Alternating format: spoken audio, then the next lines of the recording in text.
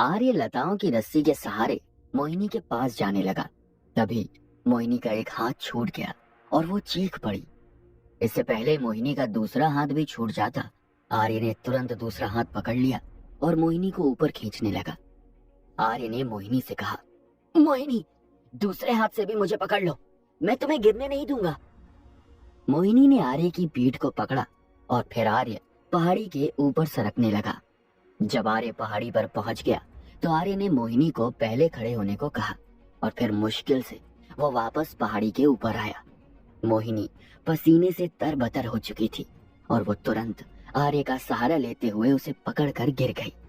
इस वक्त मोहिनी का सिर आर्य के दिल पर था और उसकी आंखें बंद थी, पर वो आर्य के दिल की धड़कनों की आवाज सुन पा रही थी। आर्य ने तुरंत पूछा, मोहिनी, तुम ठीक तो हो ना? देखो, मैंने तुम्हें बचा लिया, गिरने नहीं दिया। 2 मिनट तक तो मोहिनी ने कुछ नहीं कहा, पर जब 2 मिनट बाद वो कुछ ठीक महसूस करने लगी तो उसने धीरे से कहा, आर्य, मैं ठीक हूँ, तुम्हारा बहुत बहुत शुक्रिया। तुमने मुझे बचा लिया और ये भी बता दिया कि तुम भी मुझसे प्यार करते हो। आर्य ने जैसे ही प्यार शब्द दोबारा सुना, वो तुरंत मोहिनी को दूर हटाने लगा और उठकर बैठ गया। आर्य ने तुरंत पूछा, तो ये सब जो हुआ ये तुमने ही किया था, ताकि तुम ये जान पाओ कि मैं तुमसे प्यार करता हूँ या नहीं? मोहिनी ने धीरे से कहा, नहीं आर्य, ये सब मैंने नहीं किया, पर ये सब मेरी वजह से ही हुआ है। जब मैं 10 वर्ष की थी तभी एक बाबा ने मेरा हाथ देखा था और उन्होंने मुझसे कहा था, मैं जब अपने प्यार से मिलूंगी तो ऐसा ही कोई हादसा होगा और तभी मुझे मेरा सच्चा प्यार मिल जाएगा। मोहिनी फिर खड़ी हुई और कहने लगी, आर्य, उस वक्त तो मुझे भी ऐसी बातों पर यकीन नहीं हुआ, पर मैं तुमसे सच्चा प्यार करती हूँ और अभी जो कुछ हुआ उसके बाद से मुझे लग रहा है कि वो बाबा सही कह रहे थे। आर्य, तुम भी मुझसे प्यार करते हो और तुम ही मेरा सच्चा प्यार हो। आर्य जल्दी से खड़ा हुआ और कहने लगा, पर मैंने जो किया वो तो इंसानियत के नाते किया। अगर तुम्हारी जगह कोई और लड़की भी होती तो मैं यही सब करता। मैं जानबूझकर तो किसी को इस तरह मरने नहीं दे सकता ना। और मैं तो तुमसे आज ही मिला हूँ, मुझे तुमसे ना तो प्यार है और ना ही हो सकता है। मोहिनी ने तुरंत कहा, ठीक है, तुम्हें मेरी बातों पर यकीन नहीं है ना, मत करो। वैसे भी सच्चा प्यार जबरदस्ती नहीं हो सकता। अब मैं तुमसे तभी मिलूंगी जब मेरी यादें और मेरी बातें तुम्हें बेचैन कर देंगी और तुम खुद मुझसे मिलना चाहोगे। इतना कहकर मोहिनी तुरंत उड़ने लगी और आर्य की नजरों से ओझल हो गई। आर्य अपने आप में कहने लगा, मैंने जो किया वो तो सिर्फ इंसानियत के नाते किया।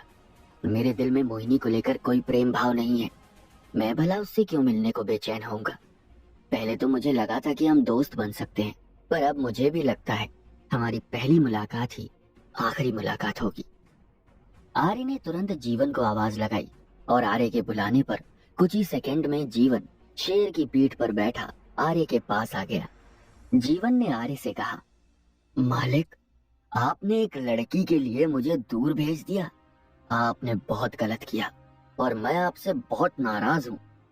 आप मुझे किसी और को दे रहे थे, उस बात के लिए भी मुझे आप पर बहुत गुस्सा आ रहा है। आर्य ने शेर की पीठ पर से जीवन को हाथ में उठा लिया और कहा, तो तुम मुझे छोड़कर किसी और का गाल कैसे चाट रहे थे? तुमने जो किया क्या वो ठीक था? जीवन अपनी गोल गोल आंखों से आर्य को घूरने लगा और कहने लगा, तो आप ही मुझे हमेशा डांटते हो, मैं आपके गाल चाट जाता हूँ ये कहकर। अब मैं अपने मालिक को प्यार नहीं करूंगा तो कैसे करूंगा? आर्य ने मुंह बनाकर कहा, ये अच्छा तरीका है तुम्हारे प्यार जताने का, पर खबरदार जो तुमने किसी और के गालों को चाटा तो। जीवन ने भी तुरंत कहा, तो आप भी आगे से मुझे किसी और को देने की बात नहीं करोगे, वरना मैं गुस्सा हो जाऊंगा और सच में किसी और के पास चला जाऊंगा। आर्य और जीवन दोनों एक दूसरे से बहुत प्यार करते थे। आर्य को जीवन की चाटने वाली हरकत बिल्कुल पसंद नहीं आती थी और वो जीवन को राजकुमारी अमृता के गाल चाटते देख नाराज हो गया था और जीवन को भी आर्य की बात बुरी लगी थी। आर्य ने जब नाराजगी में कहा, जीवन को अमृता रख सकती है, तो जीवन को बहुत गुस्सा आ रहा था, इसलिए अब वो अपनी बात कह रहा था। फिर आर्य शेर पर बैठा और वापस अपने आंगन की ओर चला गया। आंगन में पहुंचकर आर्य ने समय बर्बाद नहीं किया और अपने कमरे में जाकर एक तकनीक को सीखने लगा। आर्य ने एक उंगली से खून की बूंद निकाली और एक तकनीक के बोर्ड पर गिराई। तुरंत बोर्ड पर लिखी तकनीक आर्य के मस्तिष्क में प्रवेश कर गई और आर्य को सारी विधि ज्ञात हो चुकी थी। आर्य ने तुरंत कहा, अब मुझे इस विधि को अपनाना होगा और जल्दी से इस तकनीक को सीखना होगा। वैसे भी आज मैंने बहुत सारी आध्यात्मिक ऊर्जा खर्च की है और मुझे फिर से अपनी ऊर्जा को बनाना होगा। आर्य ने कुछ गोलियां निकाली और गोलियों का सेवन कर फिर तकनीक को अपनाने लगा। आर्य के भीतर से देवेंद्र कहने लगा, भाई, हम 9वें स्तर के आध्यात्मिक मास्टर तो बन चुके हैं, पर अब सबसे कठिन जो है वो है शक्तिशाली मास्टर स्तर को पार करना। और जिस तरह राक्षसी जानवर 4थे स्तर पर पहुंचने के बाद धीरे धीरे ही आगे बढ़ सकते हैं, उसी तरह हम भी धीरे धीरे ही शक्तिशाली मास्टर स्तर को पार कर सकते हैं। आर्य ने तुरंत कहा, भाई मैं जानता हूँ, और एक शक्तिशाली मास्टर बनने के लिए हमें अधिक शक्तिशाली होना होगा। अगर हमने शक्तिशाली मास्टर स्तर को ठीक से पार नहीं किया तो हम ये मौका गवा देंगे और फिर कभी शक्तिशाली मास्टर नहीं बन पाएंगे। शक्तिशाली मास्टर बनने का मौका सिर्फ एक बार ही मिलता है। इससे पहले मैं और शक्तिशाली होना चाहता हूँ। मैं अपने इस मौके को बिल्कुल भी गंवाना नहीं चाहता। देवेंद्र ने फिर कहा, सफेद तरल पदार्थ को लेकर भी ये मामला कुछ ऐसा ही है।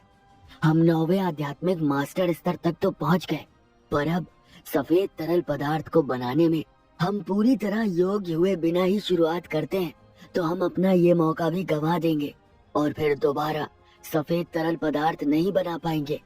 पर एक बार हमने सफेद तरल पदार्थ बना लिया तो हमारे आगे कई मौके आएंगे, इसलिए हमें पूरी योग्यता के साथ ही सफेद तरल पदार्थ को बनाने की पहल करनी होगी। आर्य ने कुछ उदास आवाज में कहा, भाई, शक्तिशाली मास्टर स्तर पर पहुंचना और सफेद तरल पदार्थ को बनाना हमारे आगे सबसे बड़ी चुनौती की तरह है। नाना साहेब ने मुझसे कहा था, ये योद्धाओं की बहुत बड़ी परीक्षा होती है जिसमें योद्धाओं को अपने आप से लड़ना होता है। अगर हम जरा सी भी चूक कर गए तो हम विफल हो जाएंगे। इसीलिए मैं चाहता हूँ कल हम असाधारण खजाने के क्षेत्र में जाएं और वहां से कुछ तकनीकें प्राप्त करें जो कि खजानों से कम नहीं है। शायद वहां जाकर हमारा डर कुछ कम हो जाए और फिर हम अपनी ये परीक्षा देने के लिए पूरी तरह से योग्य हो जाएं। इतना कहकर आर्य ने ध्यान शुरू किया और फिर उस विधि को अपनाने लगा जो कुछ देर पहले ही उसके मस्तिष्क में प्रवेश कर गई थी। विधि को अपनाते हुए धीरे धीरे आर्य उस तकनीक को सीखने लगा और फिर पूरी रात उसने ध्यान किया। जब रात का घोर अंधेरा दिन के उजाले में बदल गया तो आर्य ने अपनी आंखें खोली और कहने लगा, मैंने बवंडर बनाने की तकनीक को सीख लिया है और मैं अब से बवंडर का गोला बना सकता हूँ। आर्य फिर कमरे से बाहर आया और जीवन कहने लगा, सुप्रभात मालिक। आर्य मुस्कुराया और जीवन को हाथ में उठाकर कहने लगा, जब से तुम बोलना सीखे हो तब से मुझे अच्छा लग रहा है। अब कोई भी बात हो हम सीधा बात कर सकते हैं। फिर आर्य ने शेर से कहा, शेर, जल्दी से असाधारण खजाने के क्षेत्र की ओर ले चलो। असाधारण खजाने का क्षेत्र एक ऐसा क्षेत्र था जहां बादली गुरुकुल के पूर्वजों द्वारा एकत्रित किया गया खजाना था। इस खजाने में अनेकों साधन और तकनीकें भी शामिल थी जो कि असाधारण थी। आर्य को इस बारे में वैभवी ने बताया था। तभी से आर्य की रुचि थी एक बार वहां जाने की और अब उसने फैसला कर लिया था कि वो खजाने के क्षेत्र में जाकर ही रहेगा। एक विशाल पर्वत शिखर पर पहाड़ की चोटी से धुआं निकल रहा था और वो धुआं अति खुशबू बिखेर रहा था। आर्य का सोने के पंखों वाला शेर उसी पहाड़ी के ऊपर मंडरा रहा था। वहां पहाड़ी पर एक बड़ा सा महल था और महल के ठीक सामने एक बहुत बड़ी इमारत मौजूद थी। सारा धुआं इमारत के भीतर से निकल रहा था क्योंकि उस इमारत के भीतर अनेकों धूप बत्तियां जलाई हुई थी। आर्य ने धुएं को सूंघा और कहा, पहली बार मैं ऐसे धुएं को सूंघ रहा हूँ जिसे सूंघने पर खांसी नहीं, अच्छी भावना आ रही है। यहाँ की चारों ओर की पहाड़ियां कितनी हरी भरी है और पशुओं की चहचहाती आवाजें इस स्थान को कितना सुंदर बना रही हैं। वाकई ये क्षेत्र असाधारण खजाने का ही है।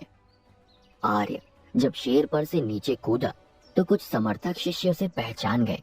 ये वही शिष्य थे जिन्होंने कल आर्य और हलधर की लड़ाई देखी थी।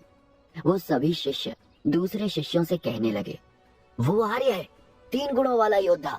उसने कल ही हलधर को हरा दिया था और बुरी तरह जख्मी कर दिया था। कोई भी आर्य को उकसाए नहीं, वरना अंजाम अच्छा नहीं होगा। समर्थक शिष्य अपने अन्य साथियों को पहले से सावधान कर रहे थे ताकि कोई भी आर्य से उलझे नहीं। उन सभी समर्थक शिष्यों के भीतर आर्य का खौफ भर चुका था और हलधर की हालत देखकर वो सब आर्य से डरने लगे थे। आर्य ने उन सभी शिष्यों पर ध्यान नहीं दिया और विशाल महल को देखने लगा। विशाल महल के ऊपर 3 बड़े बड़े सोने के खंभे बने थे जो कि बहुत चमक रहे थे। आर्य ने एक नजर उन खंभों पर डाली और फिर महल के भीतर जाने लगा। आर्य का शेर ऊपर हवा में ही था और जीवन आर्य के कंधे पर था। महल के मुख्य द्वार पर एक बूढ़ा खड़ा था जो कि रक्षक था। बूढ़े रक्षक ने आर्य से कहा, तो तुम आर्य हो? तुम यहाँ पहली बार आए हो ना? भीतर जाओ। तुम भीतर जाकर अलग अलग बोर्ड पर लिखी जानकारी पढ़ सकते हो।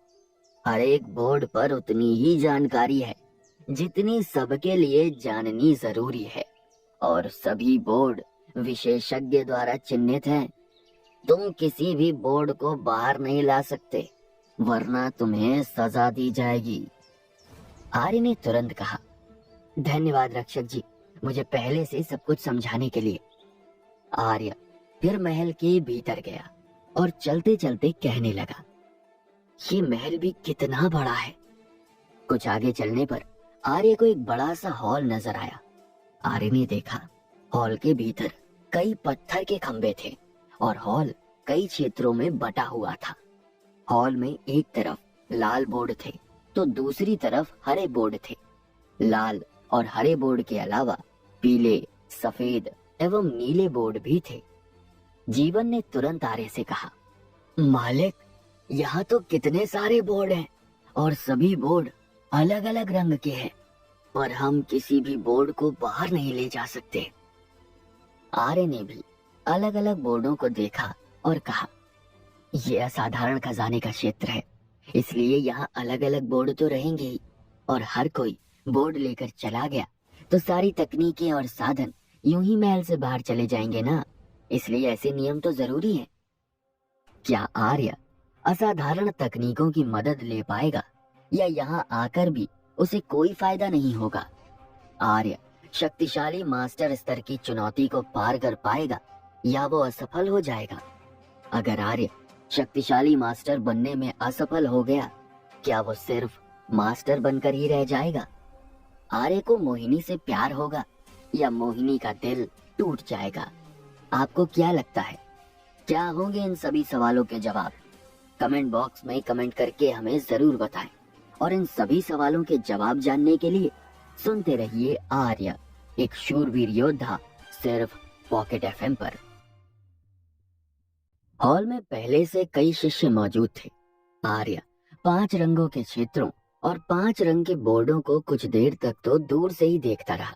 फिर वो एक तरफ चल पड़ा और बोर्डों को हाथ लगाकर देखने लगा।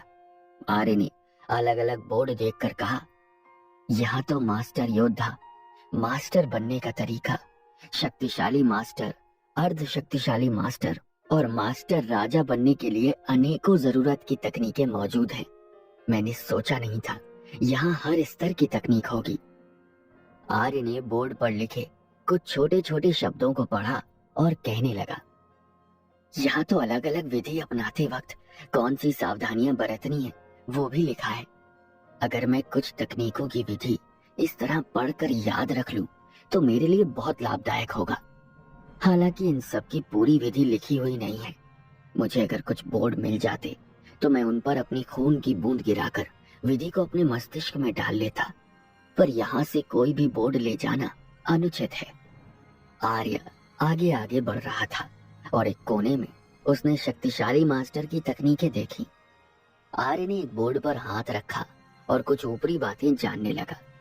तभी आर्य के भीतर से देवेंद्र ने कहा, अगर कोई 100 मास्टर में से एक व्यक्ति एक गुण वाला योद्धा बन जाए तो उसे बहुत अच्छा माना जाता है।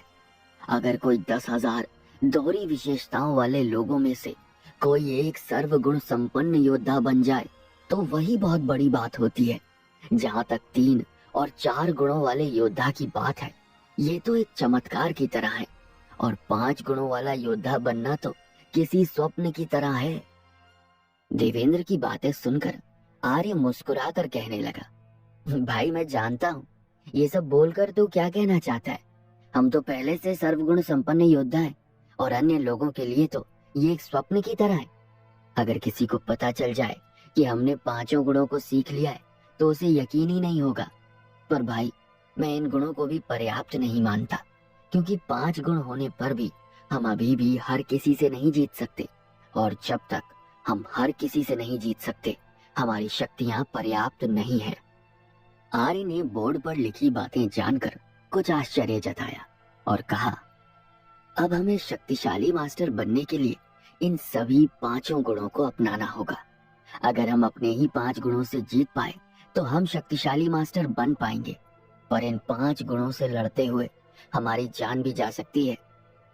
आर्य ने फिर नाना साहेब को याद किया और कहने लगा, नाना साहेब ने इस बारे में सोचकर मुझे पहले ही 5 गोलियां दे रखी थी, जो कि 5 गुणों से लड़ने के दौरान काफी मददगार सिद्ध होंगी।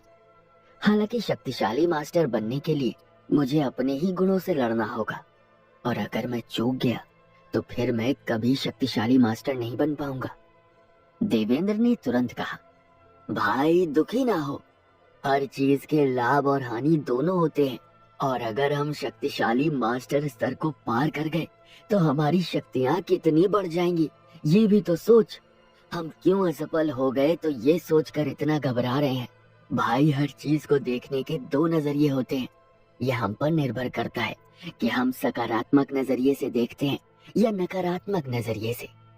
आर्य तुरंत सोचने लगा, शक्तिशाली मास्टर बनने के बाद से मेरी शक्तियां और अधिक हो जाएंगी और मेरी साधना का स्तर भी तेज हो जाएगा।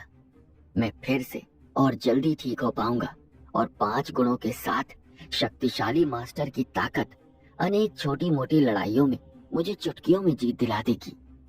आर्य के मन में शक्तिशाली मास्टर बनने को लेकर कभी अच्छी बातें आ रही थी तो कभी बुरे ख्याल आ रहे थे।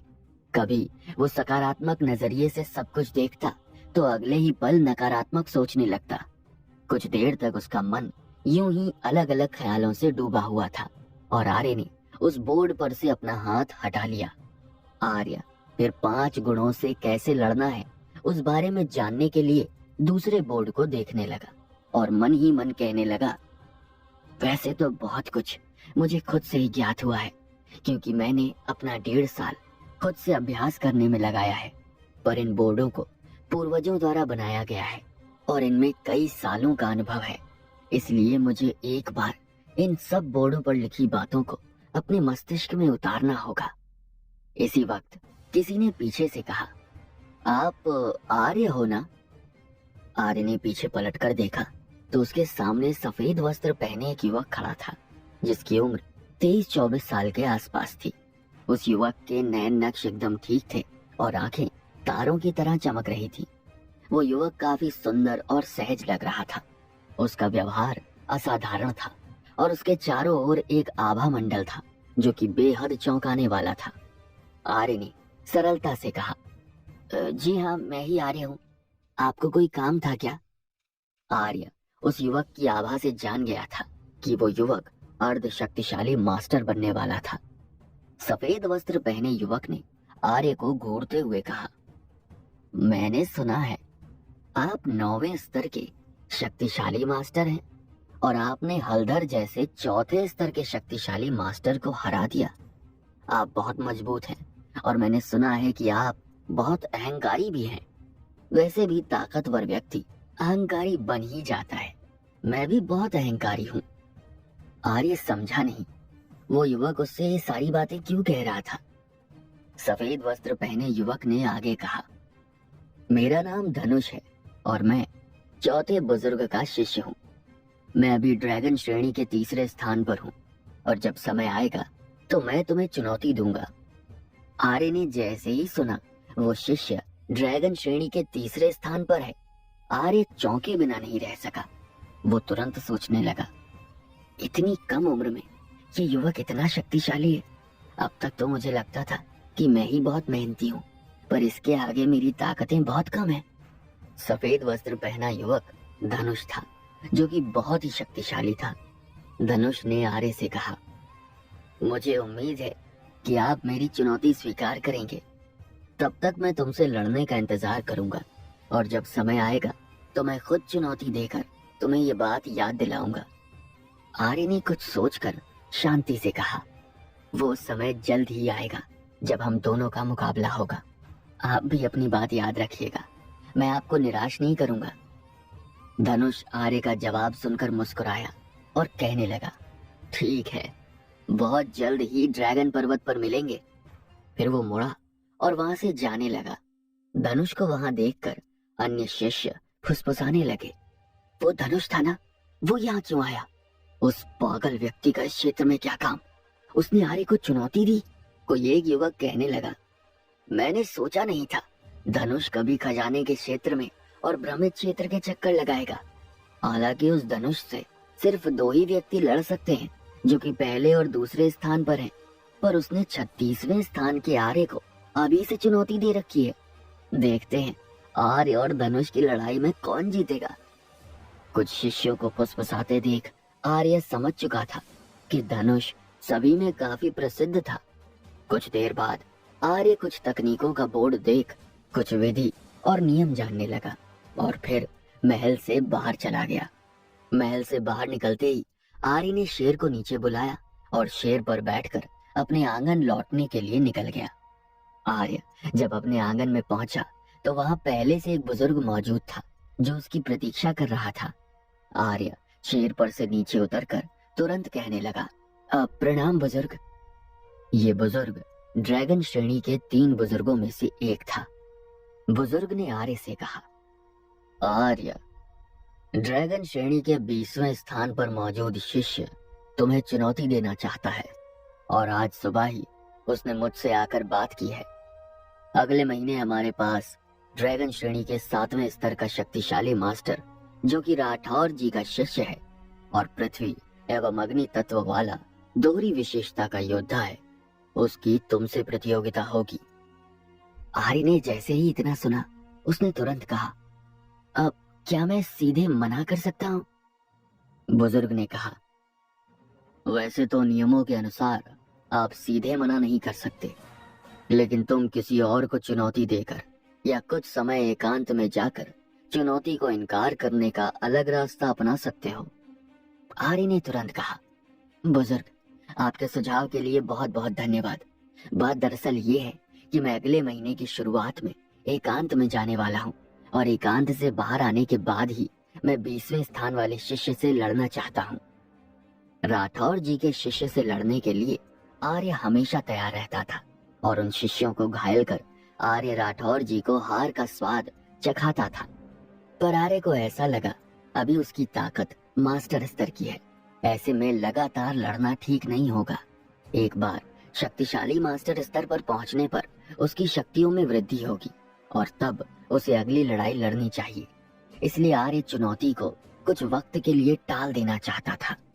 बुजुर्ग ने कहा, ठीक है, जैसा तुम्हें सही लगे। इतना कहकर बुजुर्ग वहां से चला गया और आर्य बवंडर तकनीक का परीक्षण करने लगा। आर्य ने पिछली रात को ही इस तकनीक को सीखा था, पर तब से वो परीक्षण नहीं कर पाया था।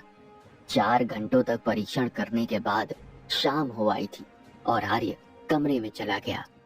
फिर आर्य पालथी मारकर बैठ गया और कहने लगा, अब मुझे पृथ्वी तत्व की गोली खानी होगी और अपनी ऊर्जा को बढ़ाना होगा।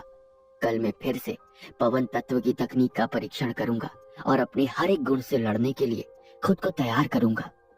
आर्य पूरी रात ध्यान में लगा रहा और अगले दिन पवन तत्व का परीक्षण कर रहा था। फिर कुछ समय बाद आर्य ने शेर से कहा, शेर, असाधारण खजाने के क्षेत्र की ओर ले चलो मुझे। शेर तुरंत आर्य को अपनी पीठ पर बैठाकर खजाने के क्षेत्र की ओर लेकर उड़ गया। जीवन ने आर्य से पूछा, मालिक, हम फिर खजाने के क्षेत्र में क्यों जा रहे हैं? कल ही तो हम वहां गए थे ना। आर्य ने मुस्कुरा कर कहा, जीवन, मैं सारी तकनीकें एक दिन में तो नहीं सीख सकता ना। रोज रोज थोड़ी तकनीकों की ऊपरी विधि और नियम पढ़कर उन्हें आजमाऊंगा, तभी तो मैं सब सीख पाऊंगा ना। इसलिए मुझे तो अभी कई बार खजाने के क्षेत्र में जाना होगा। समय धीरे धीरे बीतता जा रहा था और 3 दिनों तक आर्य सुबह सुबह खजाने के क्षेत्र में जाता और वहां से लौटकर तकनीकों को अपनाता और फिर रात भर ध्यान करता था। जीवन खजाने के क्षेत्र में ऊब जाता था, इसलिए वो पहाड़ी पर ही रुकने लगा और अपनी तैयारियां करने लगा। आर्य हर रोज पृथ्वी तत्व की एक गोली खा रहा था और उसे लगा उसके पास गोलियों की खपत हो रही है। आर्य अपने आप में कहने लगा, पृथ्वी तत्व को बनाने के लिए जिन औषधियों और जड़ी बूटियों की आवश्यकता होती है, वो सब औषधियां मेरे पास और नहीं है। इसलिए मुझे उन औषधियों को ढूंढने जाना होगा, पर मैं अभी औषधियों की तलाश में नहीं जा सकता। इसलिए मुझे अन्य गोलियों का सेवन कर अपनी ऊर्जा को बनाए रखना होगा। मैं जितनी तकनीकों को सीखकर परीक्षण कर सकता हूँ, मुझे जल्दी से करना होगा। आर्य ने फिर एक पीली गोली का सेवन किया और उसे परिष्कृत करने लगा। देखते देखते वक्त तेजी से गुजर गया और आर्य के 15 दिन इसी तरह बीत चुके थे। इन 15 दिनों के दौरान आर्य ने शक्तिशाली मास्टर स्तर पर पहुंचने की आधी तैयारी पूर्ण कर ली थी और इसी बीच बुजुर्ग युवराज 2 बार आर्य से मिला था और आर्य को ड्रैगन श्रेणी के 36वें स्थान को प्राप्त करने के लिए बधाई के साथ साथ कुछ गोलियां भी दे गया था। आर्य की चर्चाएं सुर्खियों में थी। एक तरफ धनुष ने पहले से ही आर्य को चुनौती दे रखी थी, तो दूसरी तरफ 20वें स्थान का शिष्य आर्य से लड़ना चाहता था।